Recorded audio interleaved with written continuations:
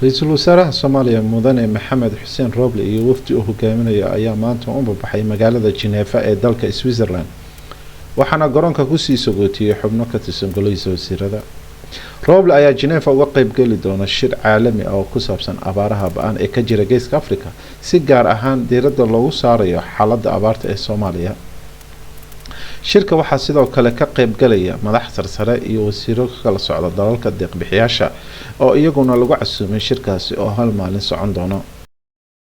safiirka cusub ee Kenya u fadhin doona Soomaaliya Major General Thomas Chepkuto ayaa wax bedeli doona Lucas Tumbo oo sanadkii 2015 Kenya xilkan u soo magacaawday.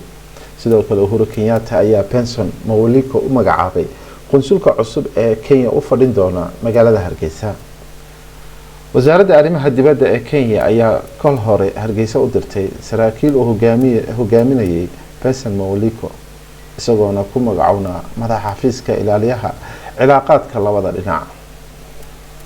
Rachel Omemo wasiirka arrimaha dibadda Kenya ayaa dhawaan sheegtay inay Kenya ula macaamili doonto Somaliland sida qayb ka tirsan federaalka Soomaaliya tan iyo markii madaxweynenimo ee Soomaaliya uu la wareegay madaxweyne Maxamed Cabdullaahi Farmaajo ayay Kenya bilowday dagaalka diblomaasiyadeed iyo mid ay ku faragelinayso arrimaha Soomaaliya iyadoo xiriirka labada dal u marna xaalad kala duwan u soo marayay.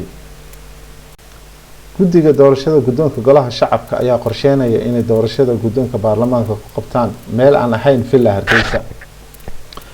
gudoomiyaha guddiga doorashada ayaa sheegay in sababo ammaan awgeed aan doorasho lagu qaban karin xarunta baarlamaanka isagoo tusaale u soo qaatay hoobiyaashii dhawaan lagu soo tuuray xarunta baarlamaanka. gudoomiyaha guddiga Cabdirasaaq Cumar Maxamed waxa uu sheegay in qaboojiyaha baarlamaanka lagu dhuftay xabad taasoo uu sheegay inay ka dhalatay kulayl daran oo aan la xamili karin oo lagu shaqeeyo golaha. wuxuu sheegay guddi ahaan inay dadaal xoogan geliyeen sidii loo bedeli lahaa haanta gaaska qaboojiyaha ee xabadda ku dhacday si aanay u baaqan hadal jeedinta musharaxiinta guddoonka golaha shacabka. sida waxa u dhaceen inay ula kac ahayd iyo inay wiifto ku dhacday labaduba ma sheegi karin balse markii aan tagnay xarunta ayaa naloo sheegay in xabad ku dhacday qaboojiyaha.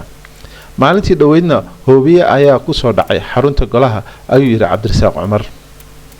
lama oga halka lagu qabanayo doorashada guddoonka baarlamaanka oo ku beegan 3 maalin kadib sida jadwalka doorashada ku qoran.